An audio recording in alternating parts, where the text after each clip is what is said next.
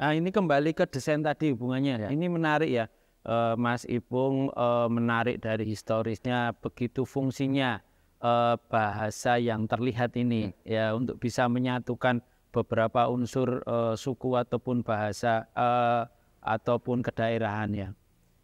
Ada nggak dalam sebuah desain terkait dengan penyusunan tipografi ini prinsip-prinsip khusus yang harus dihadirkan? Prinsip-prinsip khusus dalam sebuah tipografi ini, yang pertama ada yang namanya kalau meminjam dari disiplin ilmu psikologi, teori Gestalt, satuan kedekatan. Kemudian di situ nanti ada yang namanya Inform itu unsurnya itu huruf teks dan huruf judul. Kemudian fungsi-fungsinya mudah untuk yang pertama mudah untuk tadi legibilitas dan readability dalam unsur desain. Kemudian berikutnya adalah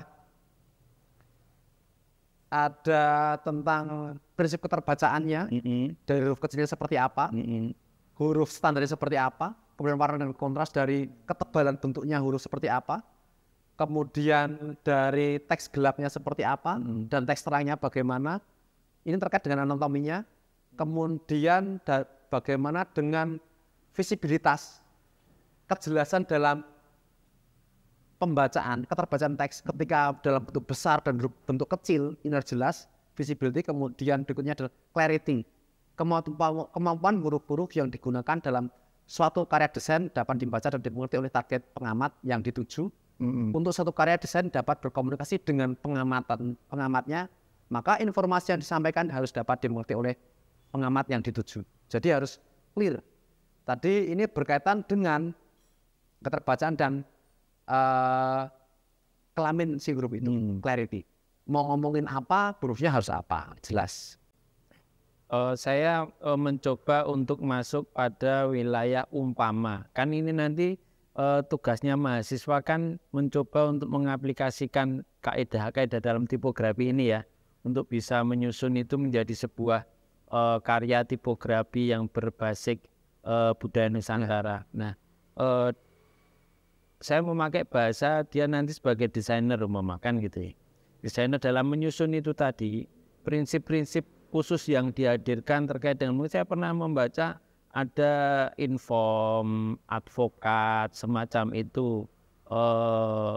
Bisa dijelaskan itu enggak Mas Ipung? Kalau yang tadi sedikit kembali ke awal sebentar ya. Memang desain itu yang pertama informatif ya, untuk inform fungsinya. Inform menginformasikan segala sesuatu sehingga informasi ini memang tujuannya untuk mengubah manusia menjadi lebih baik karena dengan informasi ini. Tanpa ada informasi, manusia nggak bisa ngapa-ngapain. Kemudian advokat merupakan prinsip yang paling umum dilakukan oleh desainer dalam hal ini. Desainer biasanya dipekerjakan dalam membuat pesan di mana pesan tersebut harus dapat menggugah keinginan audiens untuk bisa mendukung, ikut terlibat dan dalam suatu acara atau kegiatan. Advokat. Kemudian berikutnya play, untuk menghibur. Jadi tipografi ini fungsinya untuk menghibur juga.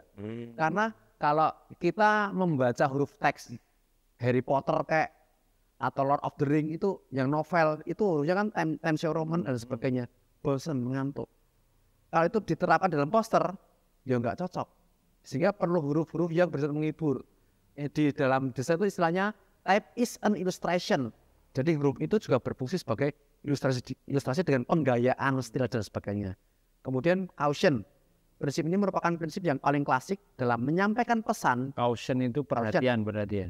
Ya, contohnya gini, bahasa yang digunakan yaitu untuk rambu-rambu, untuk peringatan, dilarang ke sini, jangan berburu, dilarang berenang dan sebagainya.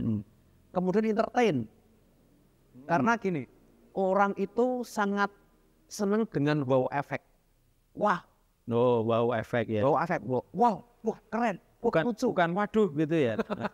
Ada kamu, wow, jadi huruf ini juga menghibur. Karena begini, manusia itu senang dihibur.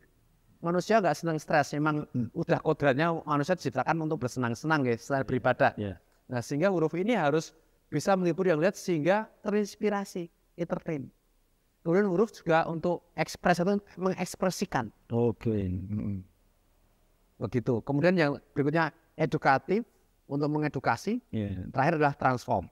Permainan kata-kata visual yang dimanipulasi secara grafis untuk bisa masuk kepada sudut pandang audiens tertentu. Contoh ini Pak, huruf itu kalau di Indonesia kan di sini aja di Solo ya.